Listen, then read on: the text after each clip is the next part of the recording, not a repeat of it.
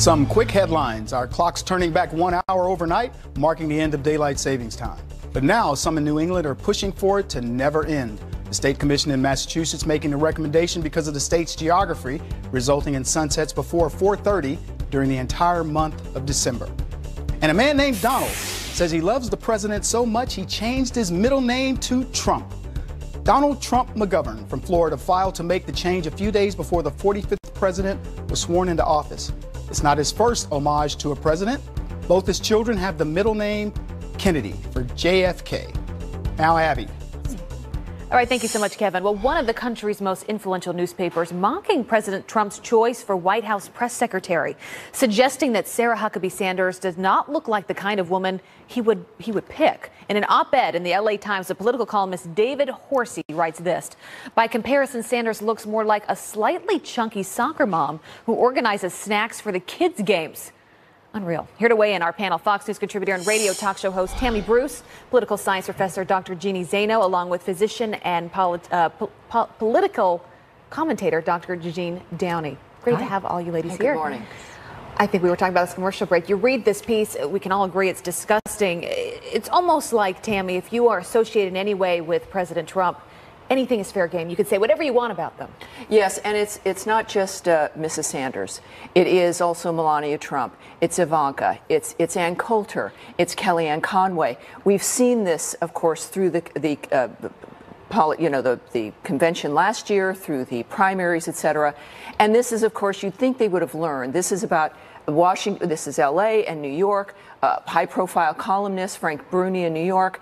That with what we've been facing with Hollywood, sexual harassment, sexual assault, you'd think they would learn. But this kind of denigration is of the same sort. Either women are being sexually assaulted, or in this case, the insult is meant to degrade and humiliate and ultimately try to control. So it doesn't matter. Obviously, Mrs. Sanders is a lovely woman.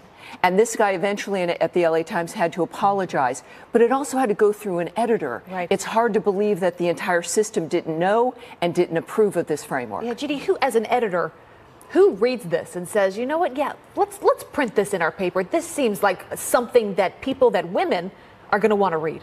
It's beneath the LA Times. And to Tammy's point, the editor should have caught it if David Horsey, a Pulitzer Prize winning columnist, didn't himself catch it before he put it in. What do you think his motivation was? It's hard to know, and he did apologize. But I will tell you, I thought the Frank Bruni piece in the New York Times was far more insidious and almost worse. Frank Bruni did not denigrate her as a woman or talk about her looks, but what he did do was insult her intellect. He talked about the way that she speaks.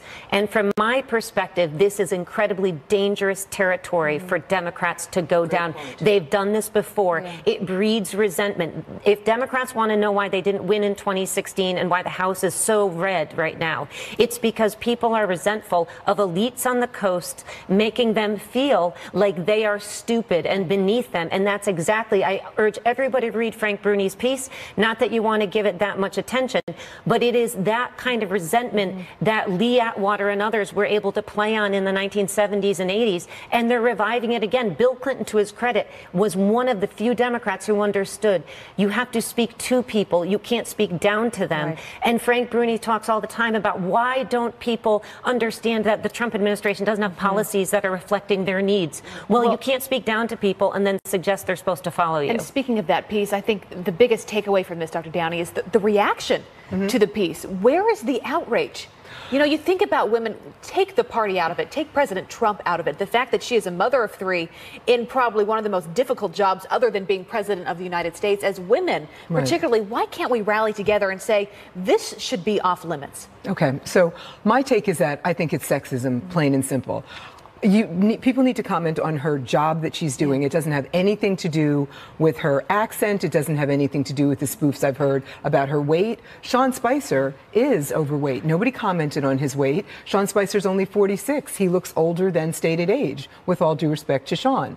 But nobody would comment on how he looks. My problem with Sarah Huckabee Sanders is the following. I'm concerned about the level of her holding herself up as an evangelical, but yet Trump is accused of having like what a 16% track record when it comes to telling true statements and mostly true statements, and she holds up what he's saying and she lies. Her cortisol level is rising. She's squirming as she lies sometimes. So as an evangelical, I feel like she reads a Christian devotional apparently every day before she gets up to speak in front of the White House press corps. So as a Catholic, I'm looking at her and I'm concerned about her upholding Trump's lies. So I get into what she's doing and her actions, which can be criticized, but not who she is. That should be off the table. Tammy, I could tell you have a reaction. Well, look, I think that all of this is about, as you've noted, though, that women are put in a position where the criticism against them is personal, and there's a reason for that. Yeah. And it's for the left, for these liberals who do it, it's sending a message to their own base that if you step out, if you do not conform, you're going to be humiliated. And this is, of course, for them, it's a mistake because all women, we're used to that. Again, with this conversation that we've had, with the way that liberals have, of course, the misogyny on the left, it is a key. And the people that are expected not to come out next year to vote in most polls are the base for the liberals. And it's because those women, those people of color and gays realize that something else has happened here. The new news with Donna Brazile, what was going on politically. So if all you have is to attack women especially based on their appearance or whatever they think their weakness is, you are going to alienate, as you've said, the entire base and women in general. I think there's a revolution going on. This is where we become all sisters. And I think it's a very exciting thing. And so support Sarah Sanders and every other conservative woman, because she now is representing every woman in this country who's trying to be a mom and do a number of things. A mom and a professional woman. Quickly, does this backfire?